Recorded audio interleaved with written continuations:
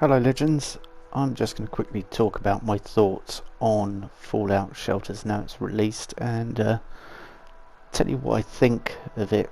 It's quite good fun if you enjoy building, but it does have its problems, as you may or may not have experienced or guessed by now. Sometimes when you're placing objects, I have found that placing them, even with the snapping on, they do end up floating. That's due to the way that objects jump when above certain other objects.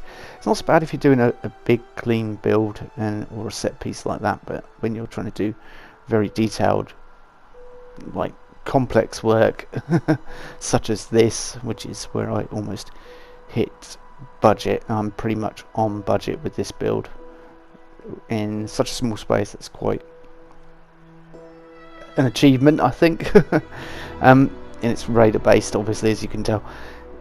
The thing that I find quite frustrating is the fact that it's kind of your restricted area is that your snapping build area is smaller than the width of the room, and also you can't put objects clipping into the walls and things. I think that bit more freedom, perhaps to be able to place foundations down below so you can sink concrete blocks into it, would be much better. I've had to come up with other ways of doing it. It does make you get very creative, but it is also a little bit frustrating for those people that want the simpler style of build and just to go in there and quickly build a basic shelter or a basic man cave or whatever you choose to make in there. But definitely you can use your imagination and do what you like, you know, within the confines of the build. Do I like it? Yeah, I see potential with it. I hope they do release some different themes.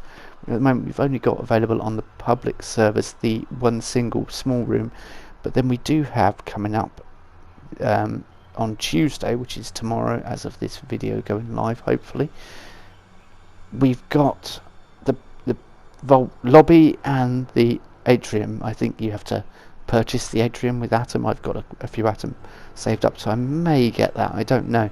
It does look like a large and intimidating space, and I would probably fill it very quickly, but I might be able to do something a bit more spread out or a bit more elegant, refined in a larger space. But we'll see what we can do when I get my hands on those, and I'll probably come back and do a quick talk through and tour. I will bring up tours as well on the channel of the current builds and everything else that I've got going on, because I've got camps that I built previous to this coming out with the idea that I was going to add shelters on. I'd like to see a cave setting. That would be really nice from Bethesda, seeing as a lot of Appalachia has mines or caves. That sort of thing would be good, and as I say, allow the clipping into the walls or the sides, or a bit more detail to be allowed to express. Another thing that I think they should allow is total merging of objects, because we still have to use certain tricks to get round merging objects to make them fit into each other and stuff. Light boxes, for example, in that video you saw, I had the kind of 60s art style picture on the wall, and that was comprised of light boxes, so it can change all the time, and I've got the terminal behind the wall that I can access. I had to destroy the wall with a flamethrower and then put the boxes into the air and then repair it, and I've had to do that a lot with the raider build as well. I had to destroy objects and then place objects to get them to merge fully. They did say that they were allowing a bit more clipping, and I have noticed that there is a bit more clipping allowed on the objects, so the object hitbox has been reduced, but there are certain ones where it's still just as pernickety. As of this update as well, if you had the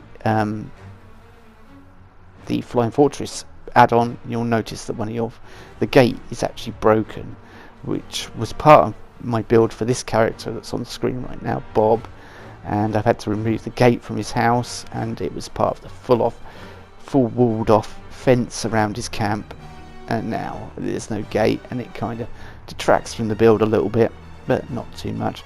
I will be doing some, as I say, I'll be doing some build tours on the channel for you guys, and I'll be talking through my thoughts and the processes and what we're kind of going for with the design. But getting back to shelters, it's definitely got potential, and probably no surprise to you that it was brought to you by the same team that did Nuclear Winter, hence why when you go and do the quest there's a bit of lore surrounding Nuclear Winter, and I did like that little touch. They have moved Ruben's body. I do remember searching for Ruben's body originally in the forest where he was face down and you found the note on him.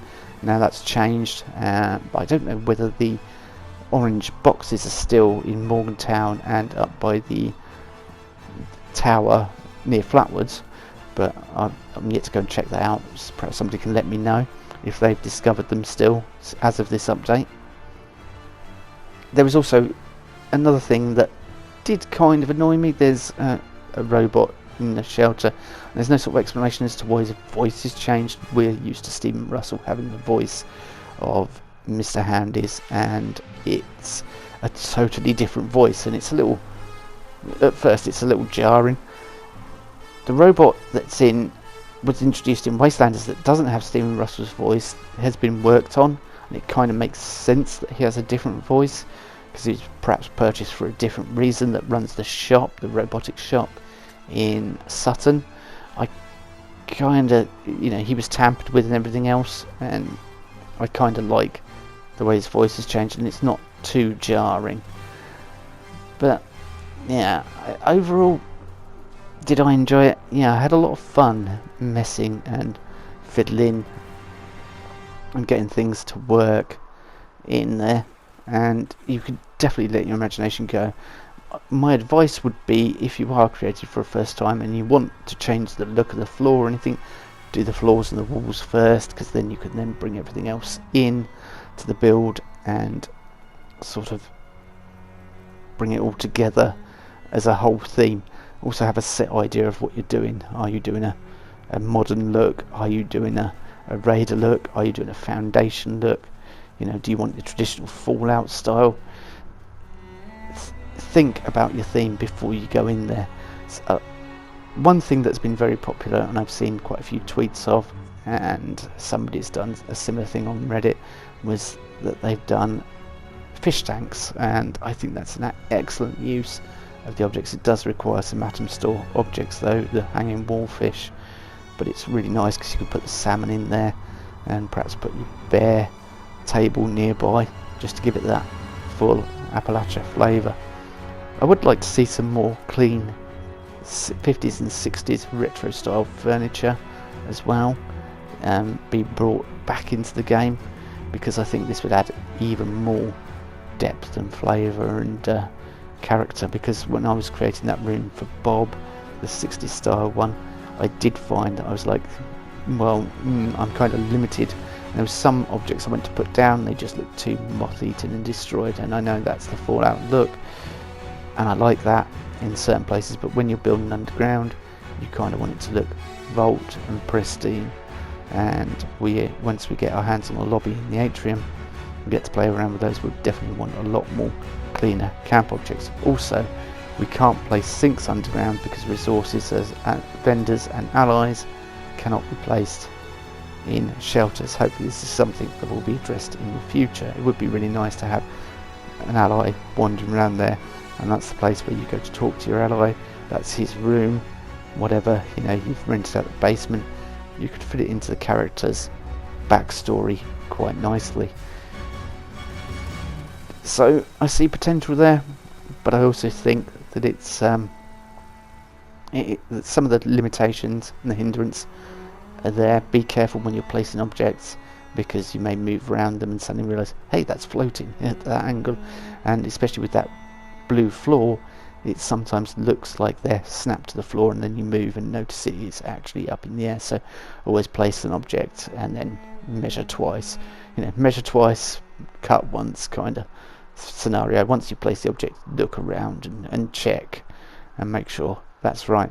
Stand back from the object. Also, because of the way that Fallout 76 works, sometimes when you're placing things on walls, like writing, and you've got it floating, when you come back round to the side of it, you'll find it's not actually in the place you thought it was, or it looks like that some of the writing has kind of squashed together, and I don't know why it does that. It works on the round table as well that you just saw on screen.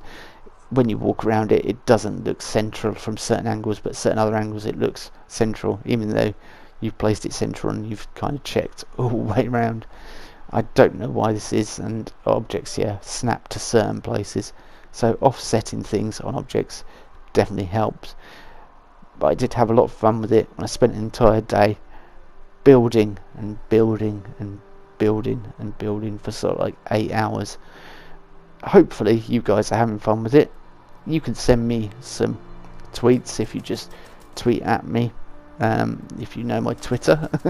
If not, just leave a comment down below with your Twitter handle, and if I don't follow you on Twitter, I'll follow you and have a look at what you've been doing in shelters, because I would love to see the sort of things that people are creating and the kind of vibes they're going for.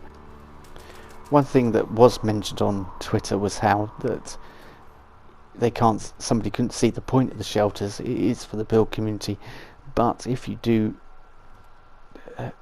want to store junk, somebody suggested on Reddit, perhaps it's a good way to store junk, as it costs the same amount to create some objects as it does to scrap them, so you could store junk in this way. And that's a useful thing to do, because you've got the scrap all button, which will reduce all the put all the scrap back in your stash box or back on your character, wherever it can place it. I think, I'm not entirely sure how it works, because I'd have Fallout first, so scrap box is all that I use. So if people would like to let me know how that works, or you can just scrap objects as and when you need those materials. But hopefully that's given you enough of an insight into shelters and my thoughts on it, and hopefully I'll see you all in the next video. Thank you for watching. I've been Dragonborn McQueen, and I'll see you next time. Bye bye.